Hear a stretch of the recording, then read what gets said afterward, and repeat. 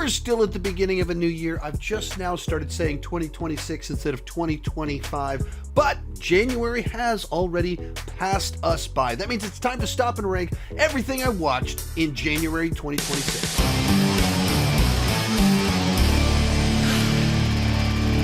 While I'm talking, be sure to join me down below in the comment section. Let me know, what did you watch this month? What was the best? What was the worst?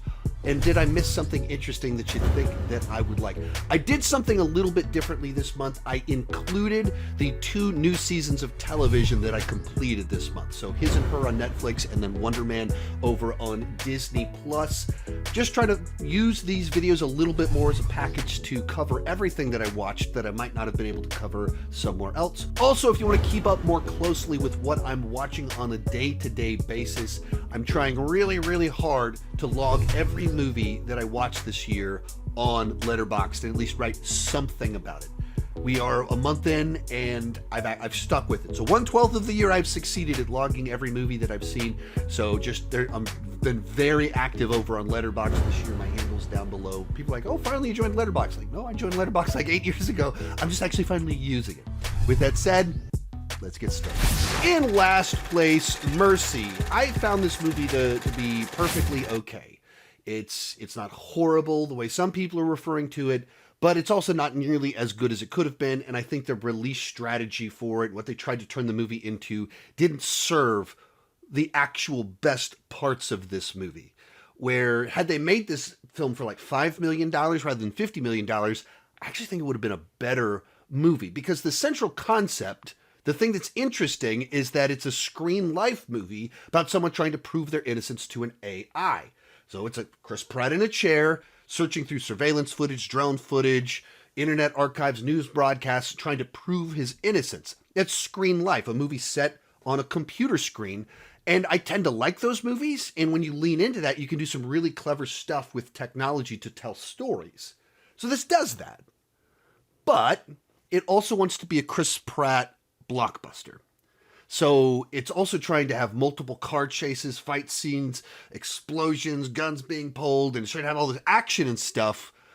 But when you merge those two ideas together, it doesn't fully lean into being screen life and the clever and wittiness that come with that. And because it is screen life, it's not all that good as a big spectacle action movie. It doesn't make sense to make a $50 million film about Chris Pratt sitting in a chair. That's the kind of concept that works great if you just commit to it being small. As for the movie, I thought that the mystery kind of worked well enough.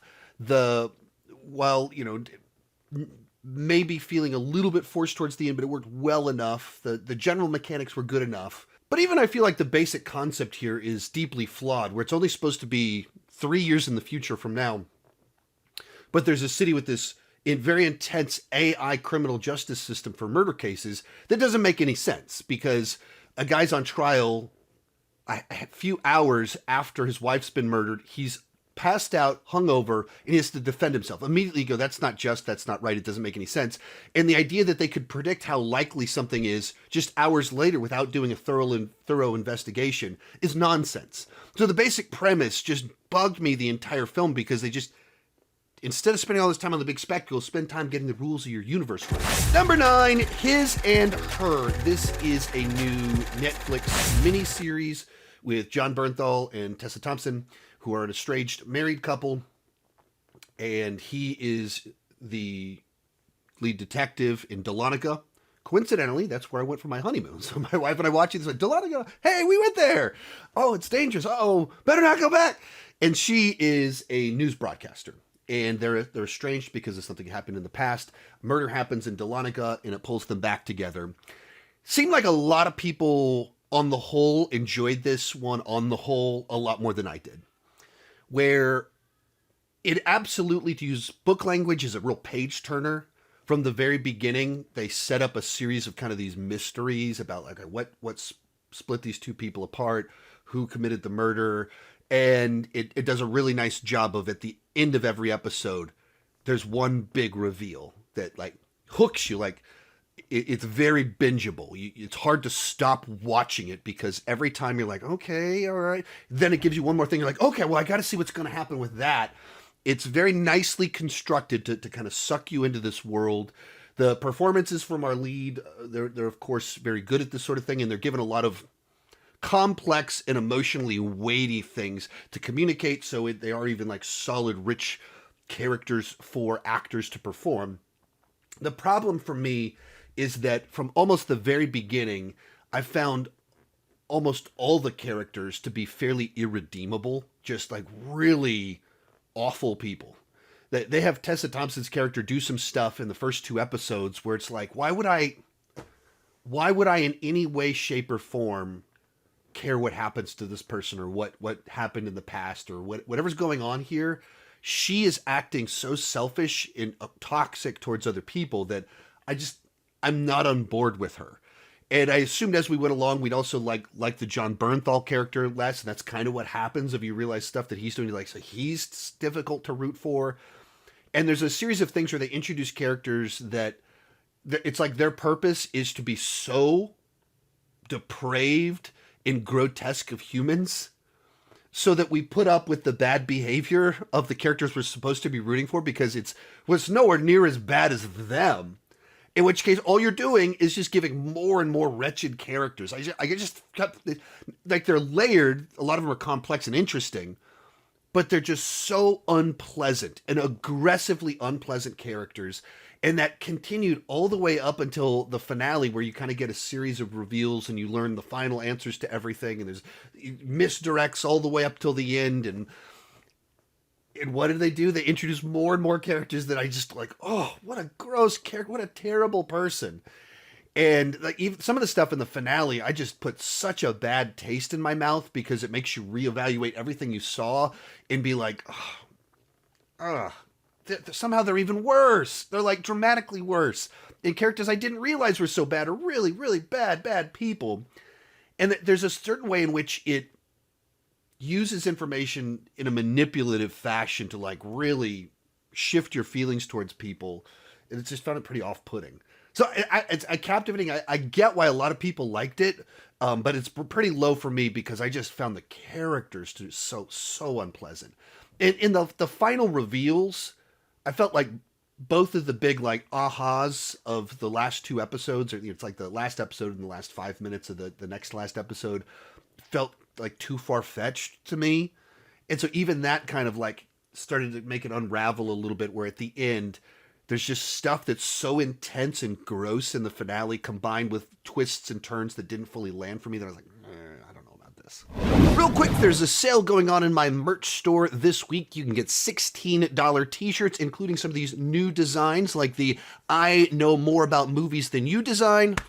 Another new design, we got the Movies Are My Personality t-shirt. We've got the classic I Talk Movies Too Much. I believe this is my all-time bestseller.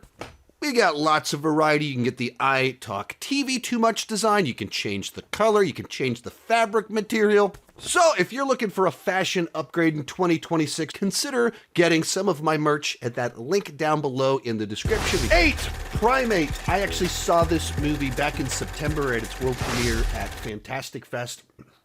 It was the opening night kickoff movie. I hadn't seen a trailer. I didn't really know anything about it. So got a pure viewing experience. And for me, it was a good enough animal goes bad movie. There are a handful of either great kills, funny bits, or just a really, really cool sequences. The father being deaf in it leads to a great sequence towards the end of the movie. The bedroom kill was so nasty, but then funny. And I wish that there was a little bit more of that sprinkled throughout the film. Like, there's these moments that are just so, I felt were so much like, yeah, that's what I want this to be, that I didn't see enough of it in the rest of the movie. That was a little disappointing. It's the kind of film where, like, I watched it and I could feel like, yeah, this is a good first draft, but give me a weekend and a whiteboard and I can come up with a handful of things to like add a little more complexity of great ideas, and it just, you could imagine that better version of it. So, and I felt like we needed more time with the pet monkey, ape, I don't remember which one it was, before, or pet primate, before things went nuts. Because only have such a small glimpse of the happy, and you get the idea, but that's so much more of the rabid one that you don't have a strong enough sense of what you lost. But like it worked well enough. Like there's some really good stuff in there, but I wish it was more consistently the awesome stuff. 7, Shelter. This is the latest Jason Statham action vehicle from director Rick Roman-Waugh. I actually got to interview director Rick Roman-Waugh for this film, and I interviewed him back in 2019, actually. Only director I've interviewed 2 times, and he was the first director I ever interviewed. And I mean, it's a dependable enough genre film. It's designed specifically for people like myself that just love kind of old school action movies. That we can't really get enough of this stuff. Rick Roman-Waugh is an old school director. He was a stuntman, and that he does things practical. And so the tangibility of everything in this film, I love that. And he's playing into a genre that I enjoy and making it the way that I like these movies to be made. Yeah, I mean, first you start with the real location. I don't like sound stages. We wanted the real thing. So we found this amazing location in Cliff in South Dublin. It's like the car chase and Shelter. I wanted it to feel like the French Connection and Bullet and the movies that I grew up on. And so, well, then we did it like that. You know, we had cameras in the car with Jason driving and going like bucking broncos and hitting each other and crashing, where all of the kinetic energy you're seeing in camera, that's not us shaking the camera. That's not us faking it. The camera's getting shook that hard and it was shutting off because we were putting so much inertia, you know, on the system itself. Even as I was talking with him, he would casually reference, you know, First Blood and some of my favorite movies that were made the old school way. You know, on a plot level, it's not cutting any new ground. It's not trying to be super innovative. There's any number of familiar movies like this. You've seen this movie before. And if you're someone that just loves this genre, that you can keep going back to it and you enjoy Jason Statham action movies, you'll enjoy this one. It's very well made. It's on the serious side. It's not, you know, tongue in cheek like Beekeeper. It's on the serious side. But it's a solid one with a little bit of a Jason Bourne flavor to it. But if you're someone that needs something fresh and new in your action movies, that's not what this is. You can sit it out. 6, The Wrecking Crew. This is a new Amazon Prime original buddy cop action comedy starring Jason Momoa. I was about to say Jason Statham. That would be a different movie. Jason Momoa and Dave Bautista and several other familiar faces in here. And it's from the director of Blue Beetle. And simply put, it's a fun time. It leans into the genre. It feels very familiar at times. Kind of like what I just said about Shelter. It's not breaking new ground. It's not trying to reinvent anything. But it's a tried and true fun formula with a solid cast that have great banter with each other, great chemistry with one another, provides lots of opportunity for them to quip back and forth and roast each other. But there's actually quite a bit more personal moments. It leans pretty heavily into the drama and what pulled them apart and them kind of reconnecting and the misunderstandings. Like, it really leans into that pretty hard. Likewise, the fights had a little bit more edge to them than I was expecting. There's one early on with Jason Momoa in his apartment battling some Yakuza, and it could be like light and fun, but then it would be like smash a guy's head into the table and watch his teeth come out. Like, it had that kind of brutality to it too. So just the action was better than I expected it to be for a streaming movie. There's a car chase with just a lot of dynamics to it, big slam bang finale. So once again, not reinventing the genre, not bringing a whole bunch of new things to the table or anything like that, but an enjoyable genre film that is very, very watchable. Number 5, The Rip, and this is another direct-to-streaming movie. This one for Netflix. This one reteaming once again Ben Affleck and Matt Damon. And it's directed by Joe Carnahan, another guy kind of known for old school kind of action, gritty, practical type stuff, hard-boiled detectives and stuff like that. Hard-boiled, we'll get to that word again later in this video. But essentially it's about these drug enforcement agents that go to a house to seize the drug money on the premises. Turns out it's a lot more than they realized, and crazy starts to unfold. And there's a lot of paranoia, tension. It has a couple of big action set pieces in it, but only a couple. And it's really about the tension and the edge of your seat paranoia of you don't know who you can trust. And as that, I thought it just did a really good job of building out the ways in which people would be tempted. You wouldn't know who to trust, who to call. Has some nice misdirects. You're trying to piece together a thing happening. So for me, it worked really well. Number 4, Wonder Man. This is the latest Marvel Disney Plus series, and a bit of a weird one. Because generally speaking, the advantage of a franchise is if you're part of a franchise, if you enjoy one entry, there's a fairly good chance that that's a good predictor that you'll enjoy other entries in that franchise. That's usually the way that means they not that they're all equally good, but they're genre-wise sticking in the same category. They promise to deliver the same sort of experience. That's how franchises and sequels normally work. That is not the case with Wonder Man, as the MCU is very famous for being big sci-fi blockbuster action movies built on spectacle, good guys battling bad guys. And Wonder Man is a character study about 2 actors in Hollywood trying to make their way. An unlikely duo who form an amazing friendship while pursuing their dreams in a world that doesn't understand them. It's very Hollywood, it's very LA, it's very show business centric. It's designed for creatives that have pursued their dreams while kind of dealing with people doubting them and second guessing their pursuit and how they haven't succeeded yet, and how they're holding on to their dreams despite the failures of the past. Like, it's very centric for people in Hollywood. It has more in common with La La Land in the studio than it does with Fantastic Four and the Thunderbolts. It is like such an odd anomaly. And that's kind of what makes it great, and kind of what makes it a little bit difficult to make a recommendation, because if you're a normal Marvel fan, that isn't a good predictor that you'll enjoy this show. And if you don't normally like Marvel, and you're tired of Marvel and superhero, you've got superhero fatigue and all of that, you actually might love Wonder Man, because it's none of the things that Marvel normally is. But like it's all built around our 2 leads who you like them as individuals, you're rooting for them, and then even more so you're rooting for their friendship.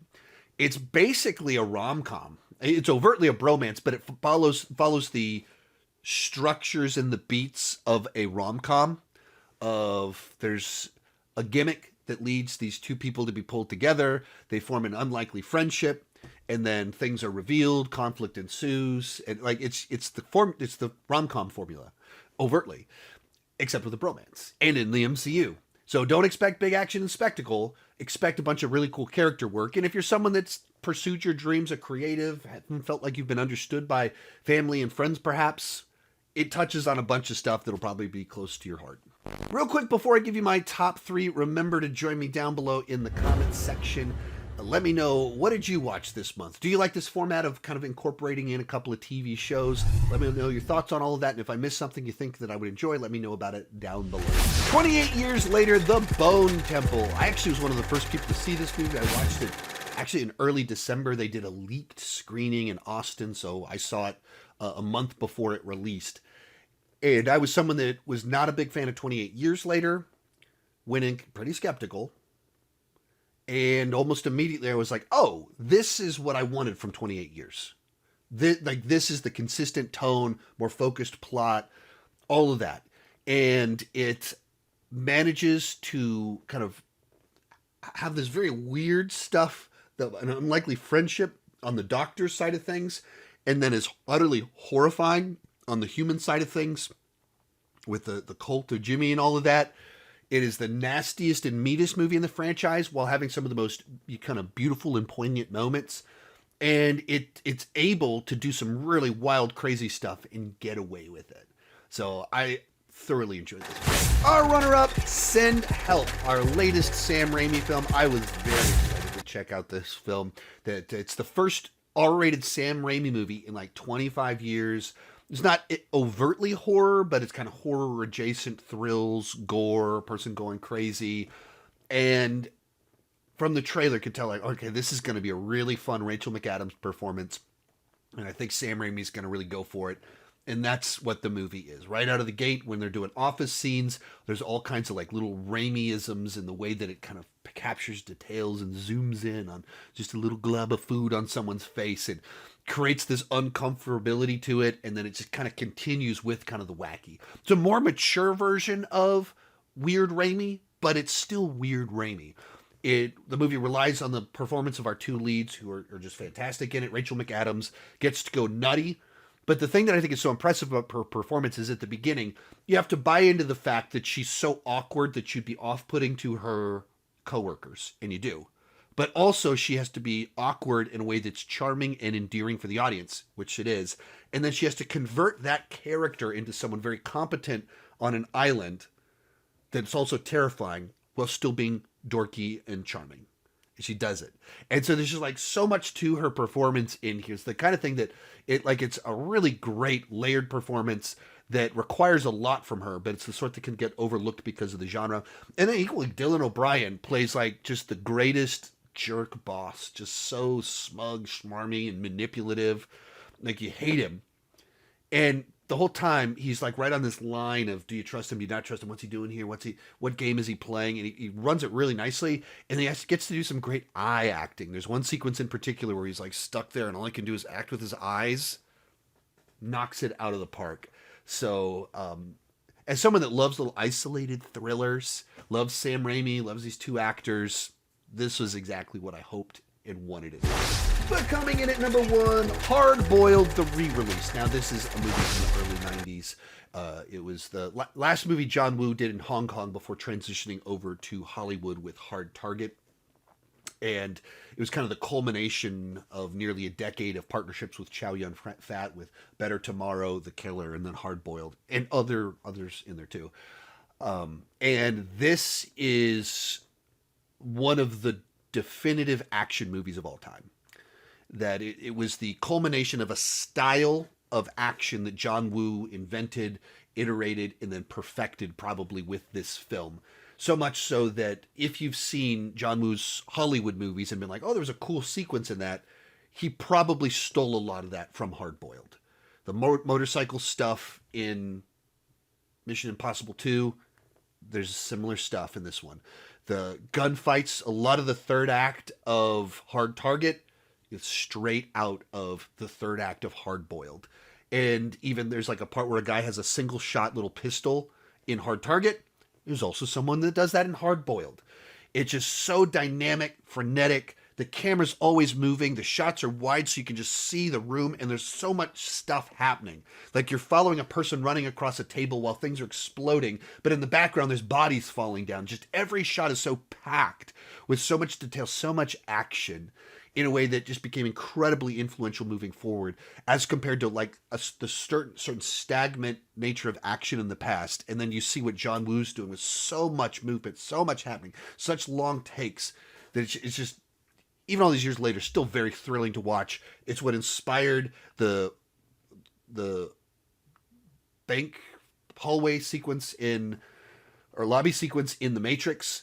It's overtly John Woo inspired. There's so many ways in which action changed after John Woo goes back to this film. If you're an action movie fan, this is mandatory viewing. Just both because it's awesome, but also because it is so monumentally influential on what gunplay has turned into since this movie turned out. Like most of these movies, it's strongly about male friendship, male bonding, which is one of the things that's so refreshing, once again, watching them, of the way that they're just committed to showing grown men having friends and forming unlikely friendships. That's Better Tomorrow, The Killer, this one, all three of them did that. Once again, I'm trying to incorporate more things, talk about more things in these videos rather than less. And so this is an opportunity to talk about a movie that's nearly 35 years old now. They re-released this movie in theaters this month, and then next month it's going to be A Better Tomorrow, and a month after that it's going to be The Killer. So if you have not seen these John Woo classics, highly encourage you to try and check them out while they're playing in theaters again. But as for now, The Killer is must-watch viewing for action fans. So it comes in. Remember to join me down below in the comment section. Let me know, what did you watch this month? What do you recommend? What do you think was awful? Thank you so much for watching.